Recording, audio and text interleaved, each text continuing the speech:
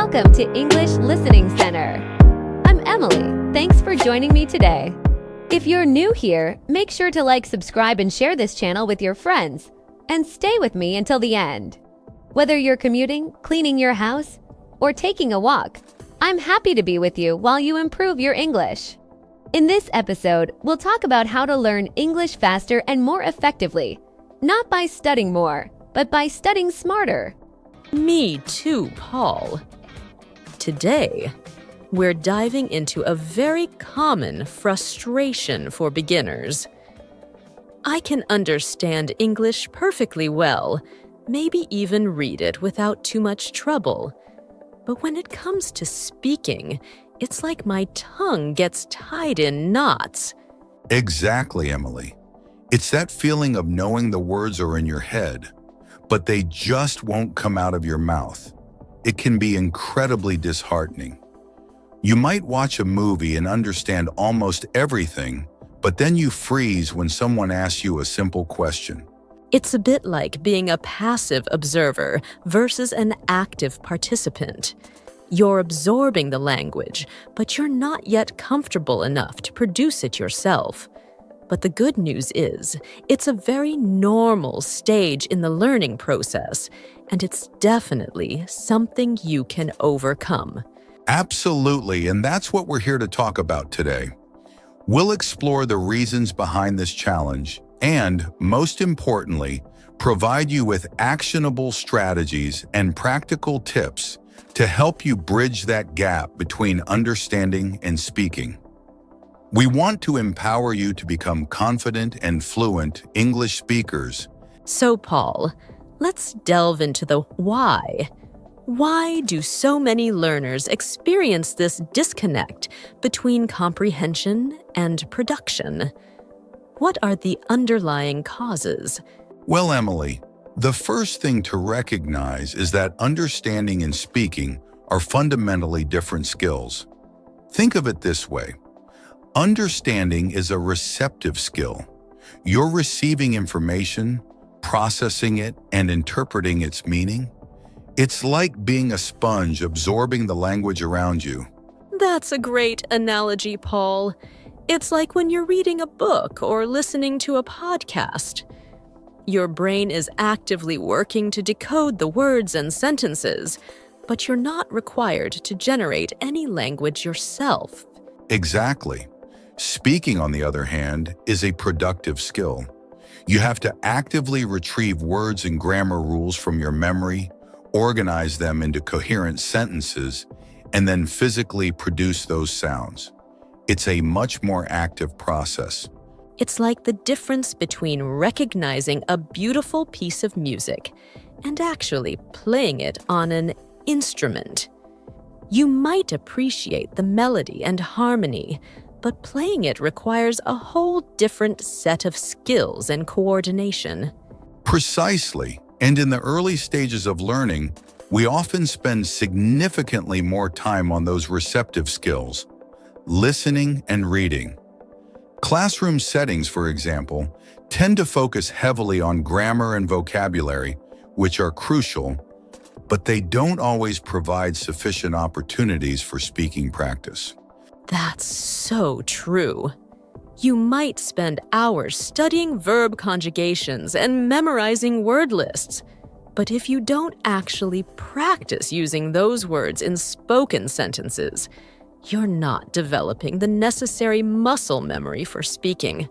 Another major factor is the fear of making mistakes. It's a very common psychological barrier. Many learners, especially beginners, are terrified of sounding silly, getting the grammar wrong, or being misunderstood. This fear can lead to paralysis, where they simply avoid speaking altogether. It's understandable. We all want to make a good impression. But with language learning, you have to embrace the fact that mistakes are inevitable. They're not failures. They're valuable learning opportunities. Absolutely, and often it's also a matter of confidence. You might actually know more English than you think, but you lack the self-assurance to use it. You're hesitant to put yourself out there, to take that leap of faith and start speaking. It's like standing on the edge of a pool, knowing you can swim, but being afraid to jump in. You have to take that plunge to truly develop your skills. Okay, so let's get down to brass tacks. What practical steps can beginners take to overcome this "I understand, but I can't speak" hurdle? Let's equip them with some actionable strategies. First and foremost, start incredibly small. Don't put pressure on yourself to have long, flowing conversations right away. Begin with the absolute basics: simple phrases, greetings, and introductions. Hello, how are you? What's your name? Nice to meet you. Master these building blocks first. That's excellent advice. It's about building a solid foundation. And hand in hand with that, practice consistently. Even if it's just for 10-15 minutes each day. Consistency trumps intensity. Short, regular bursts of practice are far more effective than sporadic marathon study sessions. Exactly. It's like going to the gym. You wouldn't expect to lift heavy weights on your first day. You start with lighter weights and gradually increase the intensity as you get stronger. Language learning is the same. And find opportunities to speak wherever you can. If you have access to a language partner, whether online or in person, that's fantastic. But if not, don't despair. Talk to yourself. It might sound silly, but it's incredibly effective. Absolutely. Describe what you're doing throughout the day. I'm making coffee. I'm reading a book. I'm going for a walk. Narrate your actions.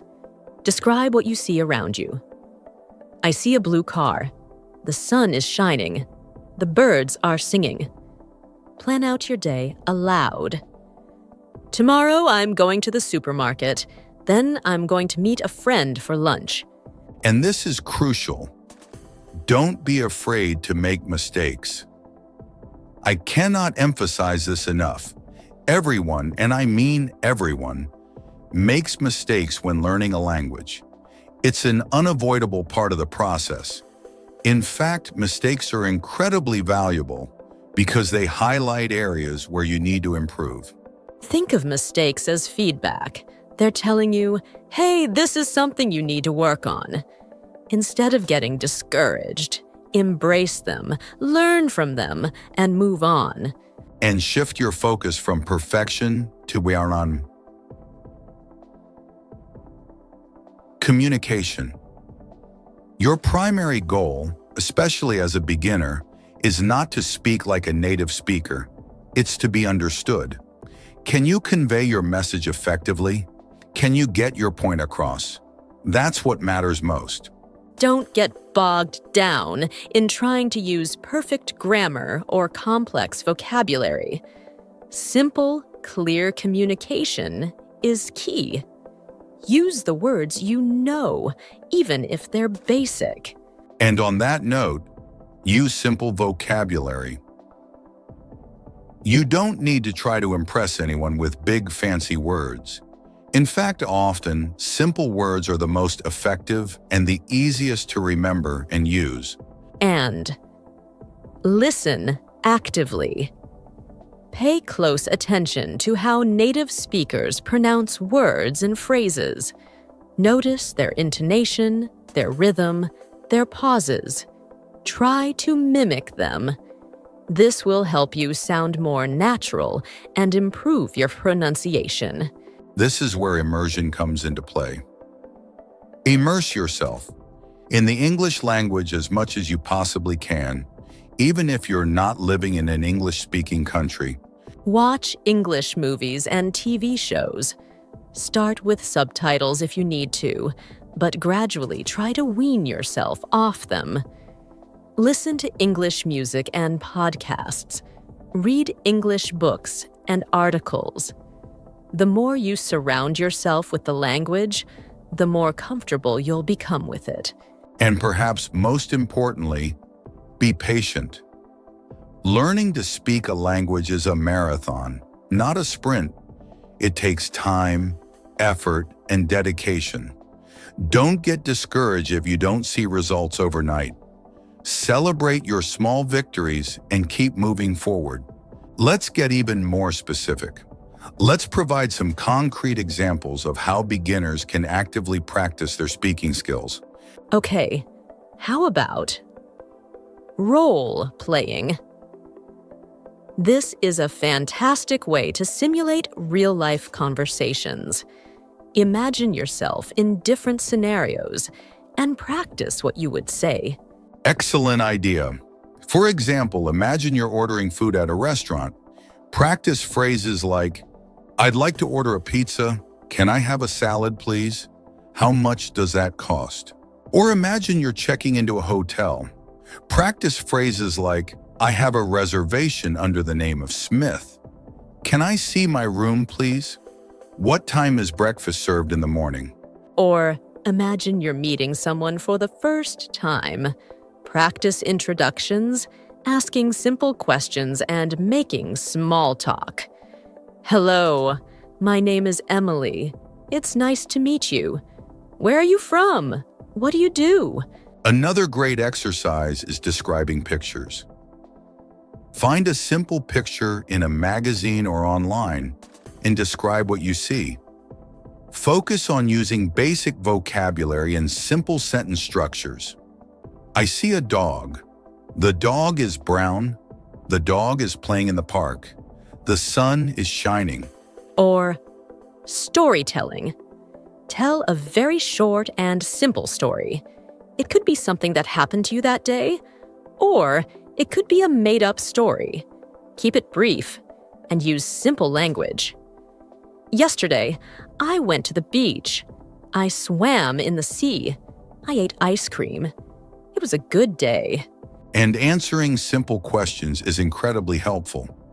Practice answering common questions about yourself, your hobbies, your family, your job, etc. "What's your favorite color?" "My favorite color is blue." "What do you like to do in your free time?" "I like to read books and listen to music." "Where are you from?" "I'm from Brazil." And finally, shadowing. This is a powerful technique where you listen to someone speaking English, such as in a movie or a podcast, and you repeat what they say, trying to match their pronunciation, intonation, and rhythm. It's like being an echo. Shadowing helps you get a feel for the natural flow of English conversation, and it can significantly improve your fluency and pronunciation. Start with short phrases and gradually work your way up to longer sentences. Paul, it's so important to emphasize that this journey takes time, and it's crucial to stay motivated. What words of encouragement can we offer our listeners? Absolutely, Emily. First and foremost, remember that every single small step you take is progress. Even if you only manage to say one sentence correctly, that's a victory. Acknowledge and celebrate those small wins. Don't compare yourself to others. Everyone learns at their own pace. Focus on your own progress and celebrate how far you've come. Find a supportive community. Connect with other English learners, either online or in person. Share your experiences, your challenges, and your successes. Encourage each other and learn from each other. Remember why you're learning English in the first place. What are your goals? Do you want to travel? Do you want to get a better job? Do you want to connect with people from different cultures? Keep those goals in mind and let them fuel your motivation. And most importantly, believe in yourself. You can do this. It takes time, effort, and persistence, but with practice and patience, you will improve. You will become a confident and fluent English speaker. Well, folks, that brings us to the end of today's episode. We truly hope that these tips and strategies have been helpful for those of you who understand English well, but are still working on developing your speaking skills. Remember, don't give up on yourself. Keep practicing, keep pushing yourself, and most importantly, try to have fun with it. That's it for today's adventure. But trust me, what's coming next will blow your mind. Make sure to subscribe and hit the bell, because you don't want to miss the chaos, surprises, and epic moments we've got lined up. See you in the next video. God bless.